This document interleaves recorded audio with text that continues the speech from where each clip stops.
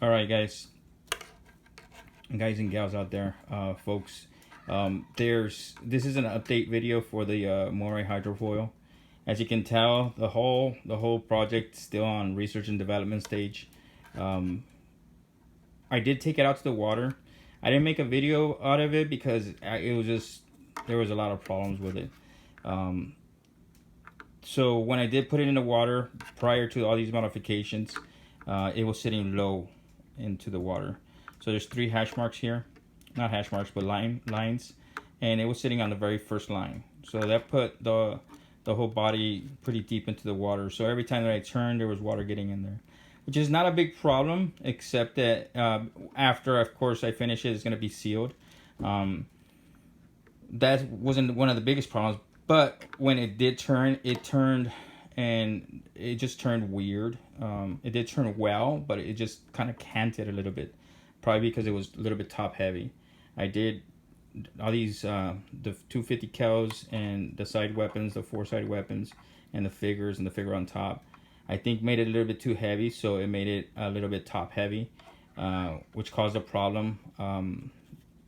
Even though the hull was pretty low, it still needed ballast weight, but I needed to bring it up because another thing that caused being so deep in the water is that these 2 turrets were way deep in the water. I don't think it got enough propulsion out of it. It wasn't fast. With 2 engines, I think it should be faster. So I'm still trying to find that balance. I added these 2 side pontoons, and then I put it in the water. It did bring it up to the second line, and then which was good. It was faster. It turned better, but I still wanted it to be a little bit more. If I could get these 2 outlets to be a little bit higher from the water line, that way, hopefully, it does do a little bit rooster on that water because it would look cool. Also, I did want to let you guys know there's another gentleman out there. He goes by the YouTube name Action Robot Punch. He created one like this. He did it with one engine. It's pretty cool. He took it out to sea trials. He actually with some little waves out there, and it performed awesome, I thought. He also got the turret to work in cohesion with the turning of the turrets of the outlets. I mean, and I think because also, like, I put a lot of diecast on top, his worked out a lot better, and he actually also got the rocket pod up front to work, but with the radio control, which I thought was cool. He put a light system in it too. Check it out. His design is pretty cool. It's pretty awesome. He did an amazing job at it. So as far as what you see with the work here, let me tell you a little bit about it. So I did tell you I put on the sides, I did put it in the water, but wanted to put more. So what I'm still working to do is raise these outlets. So what I worked with was pink foam first down here. You could probably see it still right there. So I put pink foam and tried to do my best to get it as evenly as possible. And then after that, I used Apex Sculpt. It's this stuff right here. This stuff comes in handy so much on these projects. It's this one with the black cap, and then there's another one with the white cap, and it's 1-to-1 ratio. Mix it up, and once you get it mixed up, you have about, I would say, a good 30 minutes to work with. So super awesome.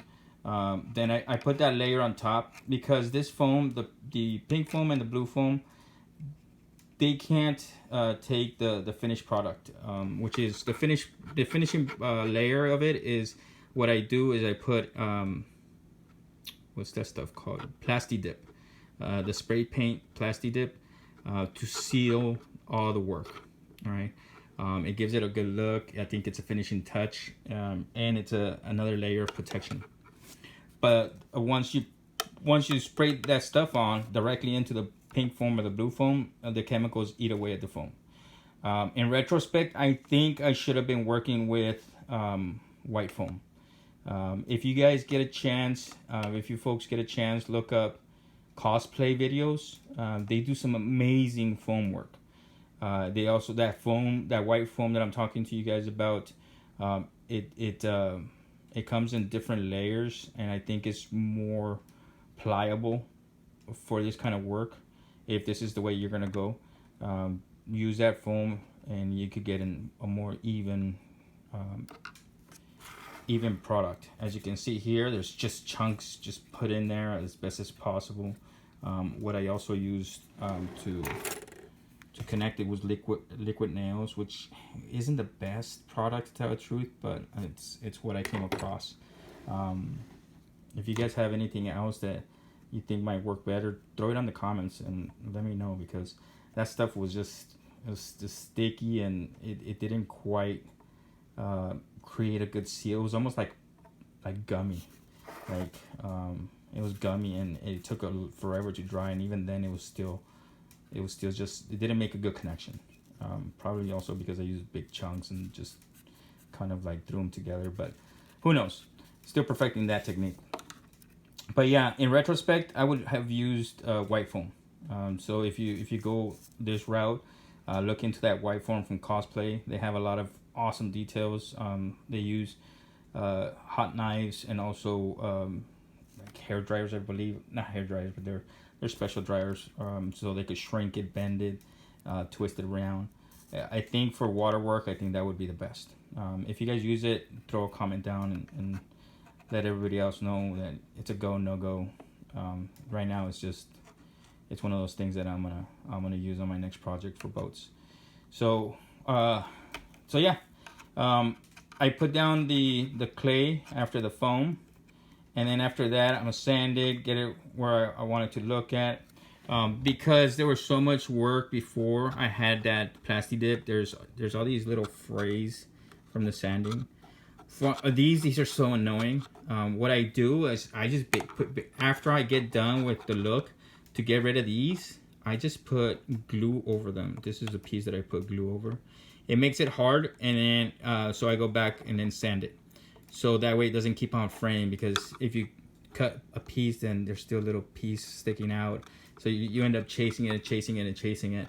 So in order for you not to chase it as much, just put glue over it, solidify that plastic, and then sand over it, and that should get rid of the weird looking stuff. It's still gonna be underwater, but you know, perfectionists sometimes, things like that kind of get to you, and you want to figure it out. Also, on this, as you can tell, you don't get it. I didn't get it right with the foam, because the foam was just big chunks.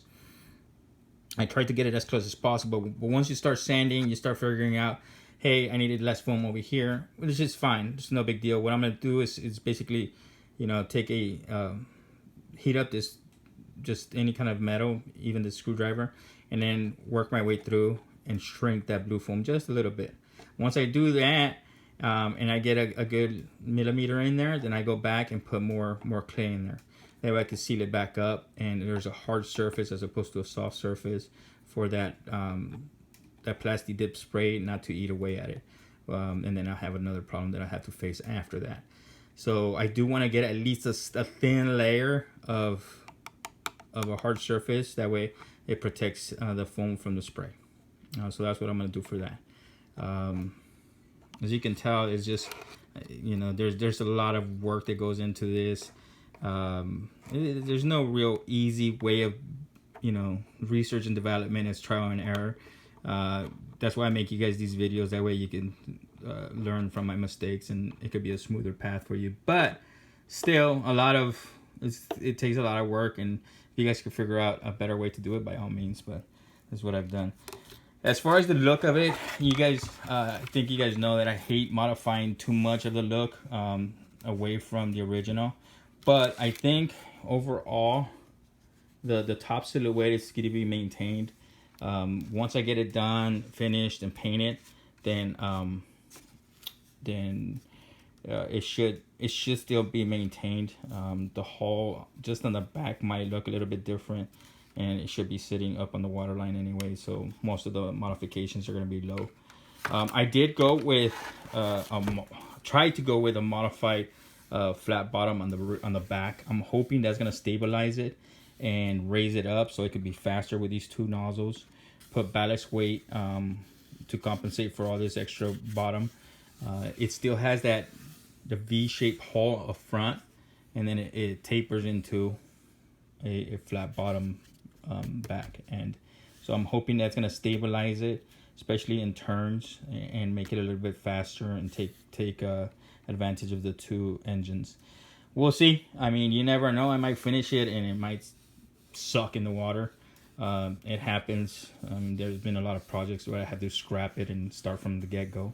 That's why I jump from project to project, because sometimes you can get frustrated, and it happens. I mean, that's the process. But put it away once you get tired and start working on it again. Once you have a fresh start or a fresh mind, and then just have it at it. All these patches have been, I put it down, let it dry off, and then sand it. Sometimes I work on it in an hour, sometimes I work on it 3 hours. It just depends. But yeah. And then when you're sanding too, because there's so many patches, keep in mind, use the light. The shadows will let you know if you put on a patch and it's not smooth for another patch. I know you guys made some comments that some of my projects have a clean finish. That's how I get the clean finish. I use the shadows from the light to make sure that all my patches are smooth, and also run your finger through it, run your finger across it, and your fingertips are sensitive enough where they can tell if there's a little bump there prior to you putting that finishing coat on it of paint, and then you figure out, hey, it looks distorted. So just keep that in mind. Those are little bit tips. Just run your finger through it. Close your eyes, and if you want to get both sides, this is what I do. I just close my eyes and run my hands through both sides, and then kind of take a mental picture. And because sometimes it's hard to be able to see that, but with a little practice, you'll get it. But yeah. So if you folks have any questions, let me know. Just a little bit of update. One of these days I'll finish it, and hopefully it'll float and it'll look good, and it'll function good. So, all right, have fun out there, you guys.